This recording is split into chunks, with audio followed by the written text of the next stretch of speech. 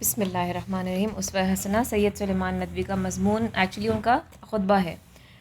یہ ایک مورخ تھے، یعنی ہسٹورین، تاریخ لکھنے والے، سیرت نگاری انہوں نے سب سے زیادہ جس میں شہرت حاصل کی حضور صلی اللہ علیہ وسلم کی سیرت پر انہوں نے لکھی۔ سوانح نگار تھے، یعنی بایوگرافیز لکھتے تھے، لیکن سب سے زیادہ شہرت ان کو حضرت محمد صلی اللہ علیہ وسلم کی بایوگرافی سے ملی۔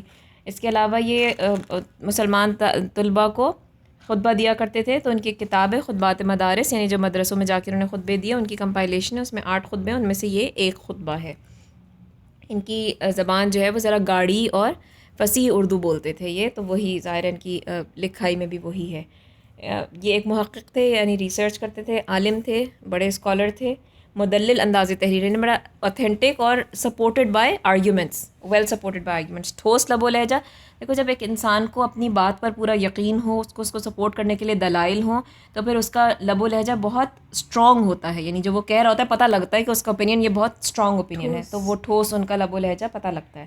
روانی اور جوش و جذبہ، یعنی حضور صلی اللہ علیہ وسلم سے بے تحاشا محبت تھی، دین سے بہت محبت تھی، تو وہ ان کے اس میں ایک جوش اور جذبہ، اور پھر وہ ماشاءاللہ اچھے اوریٹر تھے، بولنے والے تھے، تو ایک روانی بھی ان کے بیان میں آتی ہے۔ بہترین ذخیرہ الفاظ اور تشبیہات، یعنی ابھی ہم ان کا پڑھیں گے جب اسوہ حسنہ کا مضمون، تو ہم دیکھیں گے کہ ان کی ووکیبلری کتنی رچ تھی اردو کی، اور تشبیہات بھی انہوں نے بہترین یوز کی۔ متضاد الفاظ جو ایک آپ اس میں پڑھتی ہیں نا، جو شعری محاسن میں جیسے ہم دیکھتے ہیں کہ متضاد الفاظ یوز کیے جائیں تو خوبصورتی آتی ہے، وہ بھی ہم اس میں دیکھیں گے کہ انہوں نے وہ ان کا کافی استعمال کیا۔ چلیے بسم اللہ الرحمن الرحیم۔ حضرات، خدا کی محبت کا اہل اور اس کے پیار کا مستحق بننے کے لیے ہر مذہب نے ایک ہی تدبیر بتائی ہے، یعنی اللہ تعالیٰ کا پسندیدہ انسان بننے کے لیے کیا تدبیر ہے، اور وہ یہ ہے کہ اس مذہب کے شارع، یعنی شریعت جو لے کر آئے، جس نے سکھائی وہ شریعت، یعنی بیسکلی پیغمبر ہوں یا جو بھی اس کے انٹروڈیوس کرنے والے ہوں، اور طریقے کے بانی، یعنی اس کو جو لیڈر، یعنی جنہوں نے اس کی بنیاد ڈالی، کسی بھی مذہب کی جنہوں نے بنیاد ڈالی، کسی بھی طریقے کی جنہوں نے بنیاد ڈالی، اسی طرح اسلام کی بنیاد حضرت محمد صلی اللہ علیہ وسلم نے ڈالی۔ طریقے کے بانی نے جو عمدہ نصیحتیں کی ہیں ان پر عمل کیا جائے، لیکن اسلام نے اس سے بہتر تدبیر اختیار کی ہے۔ اس نے اپنے پیغمبر صلی اللہ علیہ وسلم کا عملی مجسمہ سب کے سامنے رکھ دیا ہے، یعنی باقی مذاہب نے تو کہا کہ جو انہوں نے باتیں کی آپ ان کو فالو کریں، ان کی نصیحتوں پہ عمل کریں۔ اسلام نے صرف باتوں کی بات نہیں کی، انہوں نے اسلام میں اللہ تعالیٰ نے خود ایک رول ماڈل جنہوں نے کر کے دکھایا، ایکچوئل ایکشن سے دکھایا کہ آپ نے کیا ایکشنز فالو کرنے، ورنہ بڑا آسان ہے نہیں کہہ دینا کہ جی آپ تو باتیں کر رہے ہیں، آپ کو کیا پتہ اس میں کیا مشکل ہے۔ تو حضور صلی اللہ علیہ وسلم نے چونکہ ہمارے لیے کر کے پیش کیا، ایک عملی نمونہ، ایک ہمیں رول ماڈل کے طور پہ پیش کیا، اور اس عملی مجسمے کی پیروی اور اتباع کو خدا کی محبت کے اہل اور اس کے مستحق پیار کے مستحق بننے کا ذریعہ بنایا ہے۔ یعنی نہ صرف اللہ تعالیٰ نے رول ماڈل دے دیا، یہ بھی کہہ دیا کہ اگر اللہ کی محبت چاہیے، اللہ تعالیٰ کی پسندیدہ بننا ہے، تو ان کی پیروی کرنا، ان کی اتباع کرنا، ان کو فالو کرنا ضروری ہے، فرض ہے ہم پر۔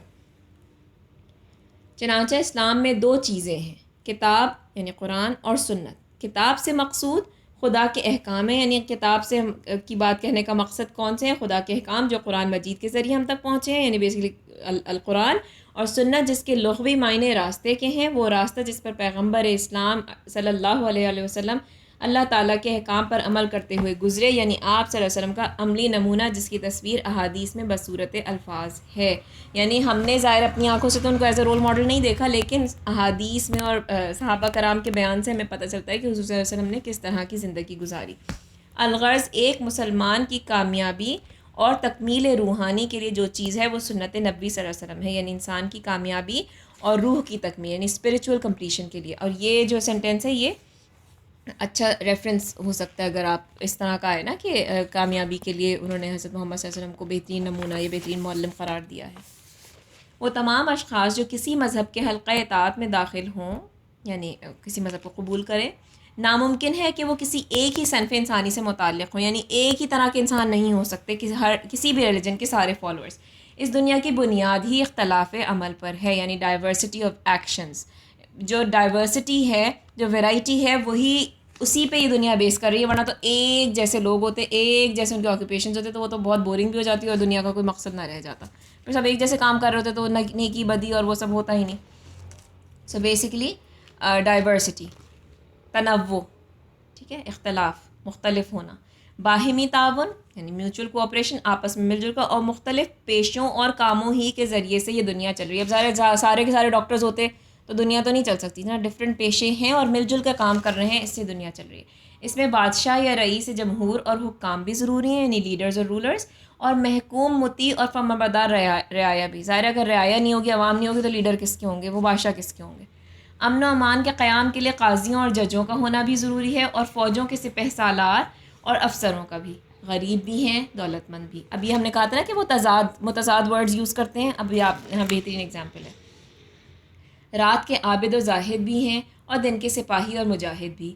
اہل و عیال بھی ہیں، یعنی بیوی بچے بھی ہیں لوگوں کے، اور دوست احباب بھی، یعنی وہ بتا رہے ہیں ڈفرینٹ ریلیشن شپس بھی ہیں آپ کے پاس، یعنی ریلیشن شپس میں بھی ڈائیورسٹی ہے. تاجر اور سوداگر بھی ہیں، اور امام اور پیشوا بھی. غرض اس دنیا کا نظم و نسق یعنی اس کی آرگنائزیشن مختلف اصناف کے وجود اور قیام ہی پر موقوف ہے، یعنی ڈپینڈز آن اٹ. دنیا کا پورا انتظام جو ہے وہ ان سب ڈفرینٹ ہونے پر ڈپینڈ کرتا ہے، اور ان تمام اصناف کو اپنی اپنی زندگی کے لیے عملی مجسمہ اور نمونے کی ضرورت ہے. اچھا، اب ہر صنف کو، ہر قسم کے پیشے کو، ہر قسم کے ڈائیورس لوگوں کو ایک رول ماڈل چاہیے. اسلام ان تمام انسانوں کو سنت نبی صلی اللہ علیہ وسلم کی اتباع کی دعوت دیتا ہے، یعنی اسلام نے ایک ہی رول ماڈل سب کے لیے بنا دیا. سیرت پاک میں نصیحت پذیری اور عمل کے لیے درس اور سبق موجود ہے، یعنی آپ کو اپنے جس بھی اسپیکٹ سے نصیحت چاہیے، سبق چاہیے، گائیڈنس چاہیے، وہ آپ کو سیرت سے مل جائے گا. ایک حاکم کے لیے محکوم کی زندگی، ایک محکوم کے لیے حاکم کی زندگی، ایک دولت مند کے لیے غریب کی زندگی، اور ایک غریب کے لیے دولت مند کی زندگی کامل مثال اور نمونہ نہیں بن سکتی. یعنی کسی غریب سے آپ کہتے ہیں کہ جی اچھا تمہیں زندگی کیسے گزارنی، تم اس امیر شخص کو دیکھ کے فالو کرو، وہ نہیں کر سکتا. وہ کہے گا کہ یہ تو پاسبل ہی نہیں ہے. اسی طرح کسی بادشاہ سے آپ کہیں کہ جی عوام کو دیکھ لو کہ کیسے زندگی گزارنی ہے، یہ تمہارے لیے رول ماڈل ہے، تو بالکل بے تکی سی بات ہے. تو حضور صلی اللہ علیہ وسلم کی زندگی میں، اب یہ میں کہہ رہی ہوں کہ اگر کسی بھی ریلیجن کے یا کسی بھی اس کے لیڈر جو ہیں وہ بہت ہی کوئی ایکسٹریملی ویلدی پرسن ہو، تو وہ عوام تو عام عوام غریب لوگ تو ان کی فالو نہیں کر سکتے نا، وہ تو ان سے ریلیٹ نہیں کر سکتے. اس لیے ضرورت ہے کہ عالمگیر یعنی یونیورسل اور دائمی پیغمبر، کیونکہ حضور صلی اللہ علیہ وسلم تو یونیورسل پوری دنیا کے لیے بن کر آئے ہیں، اور دائمی کا مطلب آخر وقت تک وہی ہیں، تب سے لے کے 1500 سال سے لے کے آخری قیامت تک جو بھی شخص آئے گا اس کے لیے وہی پیغمبر ہیں، وہی رول ماڈل ہیں. کی زندگی ان تمام مختلف مناظر کے رنگ برنگ پھولوں کا گلدستہ ہو. یہ بھی اچھا ریفرنس ہو سکتا ہے. یعنی ضرورت یہ تھی کہ چونکہ وہ سب کے پیغمبر ہیں تو ان کی زندگی میں اللہ تعالیٰ کو یہ سب کچھ سمونا تھا، ہر چیز کو شامل کرنا تھا. ہم چلتے پھرتے بھی ہیں، اٹھتے بیٹھتے بھی ہیں، کھاتے پیتے بھی ہیں، سوتے جاگتے بھی ہیں، ہنستے بھی ہیں، روتے بھی ہیں، نہاتے بھی ہیں، دھوتے بھی ہیں، سیکھتے بھی ہیں، سکھاتے بھی ہیں، احسان لیتے بھی ہیں اور کرتے بھی ہیں، جان دیتے بھی ہیں اور بچاتے بھی، عبادت و دعا بھی کرتے ہیں اور کاروبار بھی، مہمان بھی بنتے ہیں اور میزبان بھی. ہم کو ان تمام امور کے متعلق جو ہمارے مختلف افعال جسمانی سے تعلق رکھتے ہیں عملی نمونوں کی ضرورت ہے، جو ہم کو ہر نئی حالت کے پیش آنے میں ایک نئی ہدایت کا سبق اور رہنمائی کا درس دیں. یعنی ہماری زندگی کے ڈیلی کے جو یہ روٹینز ہیں، ریچولز ہیں، متضاد الفاظ بھی ہیں بالکل، اور روانی دیکھو زبان کی، یا اسلوب میں ان کی روانی کتنی ہے. تو ہماری زندگی میں ہم ڈیلی جو روٹین ہے اس میں بھی ہمیں گائیڈنس مل رہی ہے. ہم میزبان بننا ہے تو کیسے بننا ہے، مہمان، یعنی ہمارے مذہب نے حضور صلی اللہ علیہ وسلم کے ذریعے ایک ایک چیز میں آپ کو گائیڈنس دے دی ہے، کچھ نہیں چھوڑا. ان افعال، اچھا یعنی جسمانی آپ کے جو آپ کی یہ فزیکل روٹینز ہیں نا، فزیکل ریچولز، اس میں بہت زیادہ مینٹل وہ نہیں ہے، شامل نہیں ہے، آپ کا سوچ بہت زیادہ نہیں ہے. ان افعال کے بعد جن کا تعلق اعضاء سے ہے، یعنی آپ کے آرگنز سے ہیں یہ سارے ریلیٹڈ، وہ افعال ہیں جن کا تعلق دل اور دماغ سے، یعنی جذبات اور احساسات سے جو ریلیٹڈ ہیں، اور جن کی تعبیر ہم اعمال قلب یا جذبات اور احساسات سے کرتے ہیں. ہر آن یعنی ہر لمحہ، ایوری مومنٹ، ہم ایک نئے قلبی عمل یا جذبے یا احساس سے متاثر ہوتے ہیں. ہم کبھی راضی ہیں، کبھی ناراض، کبھی خوش ہیں، کبھی غمزدہ، کبھی مصائب سے دو چار ہیں یعنی مصیبتوں سے، کبھی نعمتوں سے مالا مال، کبھی ناکام ہوتے ہیں اور کبھی کامیاب. ان سب حالتوں میں ہم مختلف جذبات کے ماتحت ہوتے ہیں، یعنی we are under different emotions. اخلاق فاضلہ کا تمام تر انحصار انہی جذبات اور احساسات کے اعتدال اور باقاعدگی پر ہے. ان سب کے لیے ہم کو ایک عملی سیرت کی حاجت ہے. یعنی اخلاق فاضلہ یعنی بہترین، اگر آپ کو اخلاق والا انسان بننا ہے تو ضروری یہ ہے کہ آپ کے تمام یہ جو ہیپینس ہے، آپ کی خوشی ہے، غمی ہے، کامیابی کے وقت آپ کے کیا رسپانس ہے، ناکامی کے وقت کیا رسپانس ہے، ان سب کو ماڈریٹ ہونا چاہیے، ایکسٹریمسٹ نہیں ہونا چاہیے. اور دوسرا کیا، باقاعدہ یعنی پراپر ہونا چاہیے. تو ہمیں اسلام نے یہ بھی بتا دیا کہ جب خوش ہوں تو آپ سجدہ شکر بجا لائیں، غم ہوں تو انا للہ و انا الیہ راجعون پڑھیں، مطلب گائیڈنس مل گئی، تو اس سے کیا ہوتا ہے آپ کی ہر چیز، ایک تو آپ کا ریئیکشن صحیح ہوتا ہے، آپ کی ہر چیز اعتدال میں ماڈریٹ رہتی ہے، آپ اوور نہیں ہوتے، نہ خوشی میں نہ غمی میں، نہ کامیابی نہ ناکامی، اور پراپر ایک رسپانس ہوتا ہے، آپ کو اللہ بھی یاد رہتا ہے، آپ کو سب کچھ نارمل رہتا ہے. تو یہ سب گائیڈنس ہمیں حضور صلی اللہ علیہ وسلم کی زندگی سے ملتی ہے. عملی سیرت ہے یہ ہمارے سامنے، انہوں نے عمل کر کے دکھایا، یہ صرف کہنے کی باتیں نہیں ہیں. عزم، استقلال، شجاعت، صبر، شکر، توکل، رضا بتقدیر، مصیبتوں کی برداشت، قربانی، قناعت، استغنا یعنی بے نیاز ہونا، انڈیفرنس، ایثار قربانی، جود، تواضع، خاکساری کہتے ہیں ملنسار اور ہمبل ہونا، مسکنت down to earth, again humility, modesty, غرض، نشیب و فراز، بلند و پست، تمام اخلاقی پہلوؤں کے لیے جو مختلف انسانوں کو مختلف حالتوں میں یا ہر انسان کو مختلف صورتوں میں پیش آتے ہیں، ہم کو عملی ہدایت اور مثال کی ضرورت ہے. مگر وہ کہاں مل سکتی ہے؟ صرف محمد صلی اللہ علیہ وسلم کے پاس. یعنی ہر حالت کے لیے، صبر کرنا ہے تو کیسے کریں، شکر کرنا ہے تو کیسے کرنا ہے، قربانی کرنی ہے تو کیسے کریں. غرض ایک ایسی شخصی اب یہ والا بھی جو سینٹینس ہے وہ ریفرنس کے طور پہ بہت اچھا ہے. غرض ایک ایسی شخصی زندگی جو ہر طائفہ انسانی یا ہر گروپ یعنی ہر گروپ آف پیپل اور ہر حالت انسانی کے مختلف مظاہر اور ہر قسم کے صحیح جذبات اور کامل اخلاق کا مجموعہ ہو، صرف محمد صلی اللہ علیہ وآلہ وسلم کی سیرت ہے. اگر دولت مند ہو تو مکے کے تاجر اور بحرین کے خزینہ دار کی تقلید کرو. تقلید مطلب کاپی کرنا. اگر غریب ہو تو شیب ابو طالب کے قیدی اور مدینے کے مہمان کی کیفیت سنو. اگر بادشاہ ہو تو سلطان عرب کا حال پڑھو. یعنی اب یہ حضور صلی اللہ علیہ وسلم کی ڈفرینٹ اس میں کہ وہ اگر تاجر ہیں یا ویل آف ہیں تو مکے کے تاجر تھے، یہ حضرت خدیجہ کی انہوں نے تجارت کی ہے، بحرین کے خزینہ دار تھے، مطلب ان کے اب ڈفرینٹ وہ بتا رہے ہیں لائف ایکسپیرینسز. اگر رعایا ہو تو قریش کے محکوم کو ایک نظر دیکھو. اگر فاتح ہو تو بدر و حنین کے سپہ سالار پر نگاہ دوڑاؤ. اگر تم نے شکست کھائی ہے تو مار کا احد سے عبرت حاصل کرو. اگر تم استاد اور معلم ہو تو صفہ کی درسگاہ کے معلم قدس کو دیکھو. اگر شاگرد ہو تو روح الامین کے سامنے بیٹھنے والے پر نظر جماؤ. یعنی حضرت جبرائیل علیہ السلام کے شاگرد تھے نا حضور صلی اللہ علیہ وسلم. اگر مواعظ اور ناصح ہو یعنی نصیحت کرنے والا یا آواز دینے والا تو مسجد مدینہ کے ممبر پر کھڑے ہونے والے کی باتیں سنو. اگر تنہائی اور بے کسی کے عالم میں حق کی منادی کا فرض انجام دینا چاہتے ہو تو مکے کے بے یار و مددگار نبی صلی اللہ علیہ وسلم کا اسوہ حسنہ تمہارے سامنے ہے. اگر تم حق کی نصرت کے بعد اپنے دشمنوں کو زیر اور مخالفوں کو کمزور بنا چکے ہو تو فاتح مکہ کا نظارہ کرو. اگر اپنے کاروبار اور دنیاوی جد و جہد کا نظم و نسق یعنی آرگنائزیشن درست کرنا چاہتے ہو تو بنی نذیر، خیبر اور فدق کی زمینوں کے مالک کے کاروبار اور نظم و نسق کو دیکھو. اگر سفری کاروبار میں ہو تو بصرہ کے کاروان سالار کی مثالیں ڈھونڈو. اگر عدالت کے قاضی اور پنچایتوں کے ثالث ہو تو کعبے میں نور آفتاب سے پہلے داخل ہونے والے ثالث کو دیکھو جو حجر اسود کو کعبے کے ایک گوشے میں کھڑا کر رہا ہے. اور مدینے میں کچی مسجد کے صحن میں بیٹھنے والے منصف کو دیکھو جس کی نظر انصاف میں شاہ و گدا اور امیر و غریب برابر تھے. اگر تم بیویوں کے شوہر ہو تو خدیجہ رضی اللہ عنہا اور عائشہ رضی اللہ عنہا کے مقدس شوہر کی حیات پاک کا مطالعہ کرو.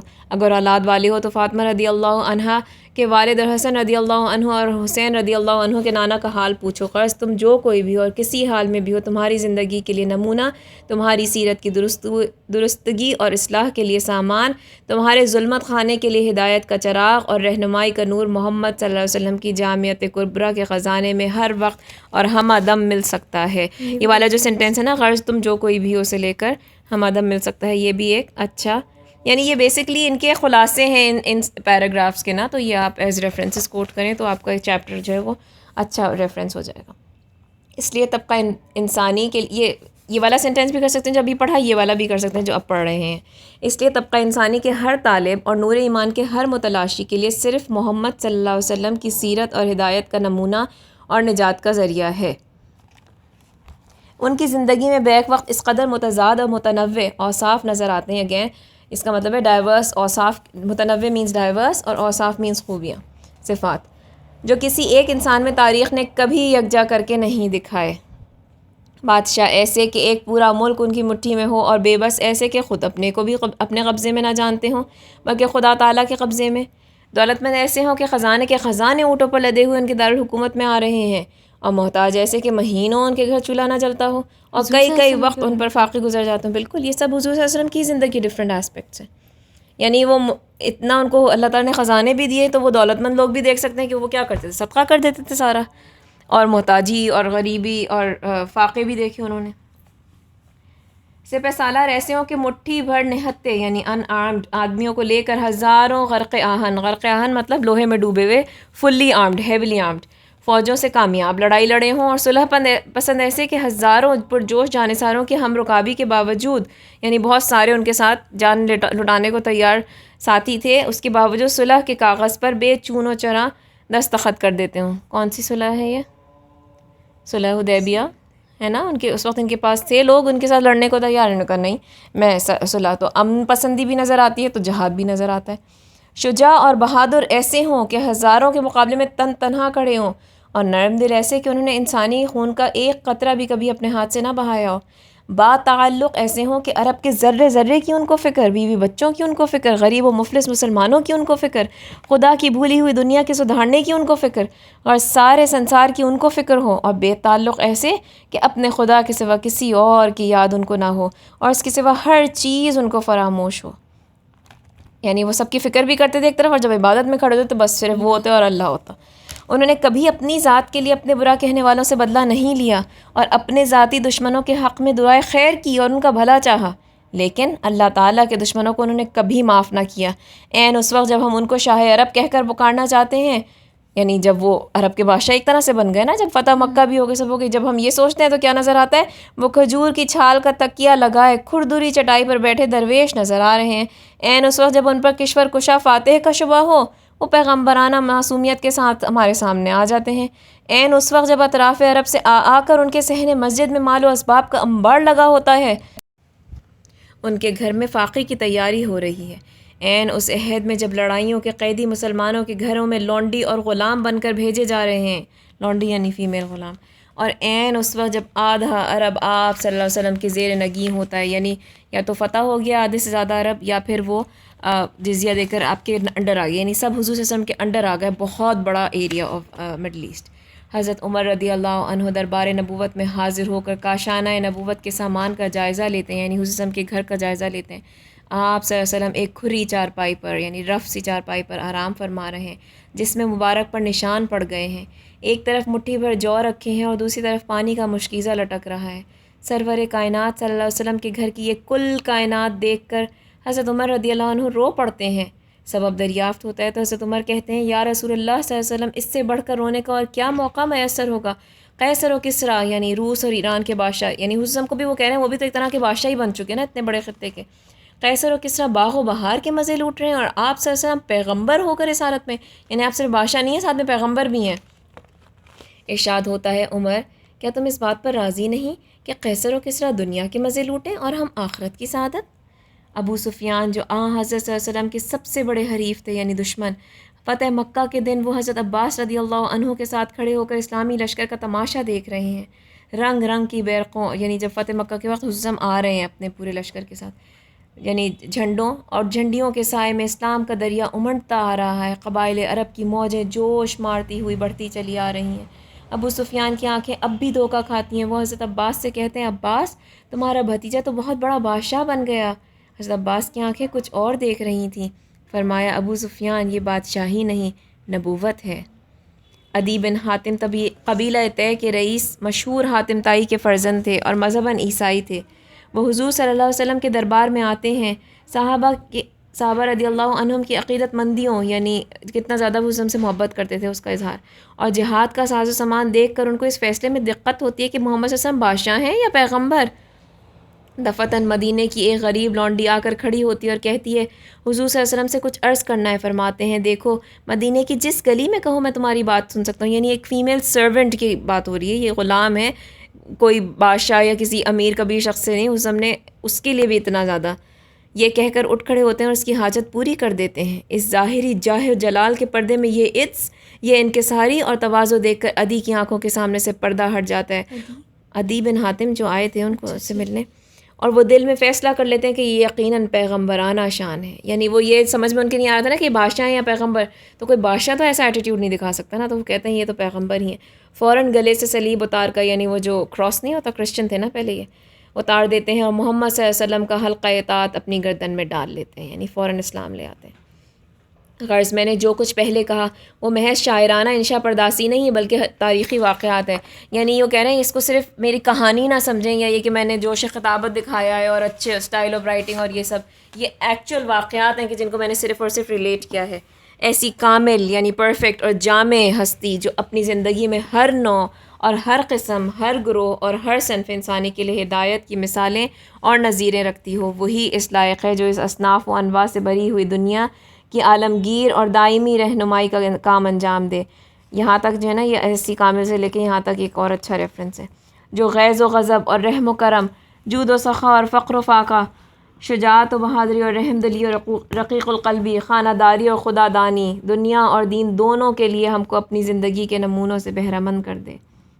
جو دنیا کی بادشاہی کے ساتھ آسمان کی بادشاہی اور آسمان کی بادشاہی کے ساتھ دنیا کی بادشاہی کی بھی بشارت دے، اور دونوں بادشاہیوں کے قواعد و قانون اور دستور العمل کو اپنی زندگی میں برت کر دکھائے. یعنی حضور صلی اللہ علیہ وسلم نے ہم کو دین اور دنیا دونوں کے لیے گائیڈنس دی، بتایا اس میں کیسے کامیابی اور کر کے دکھایا کہ کیسے کامیاب زندگی گزارنی چاہیے.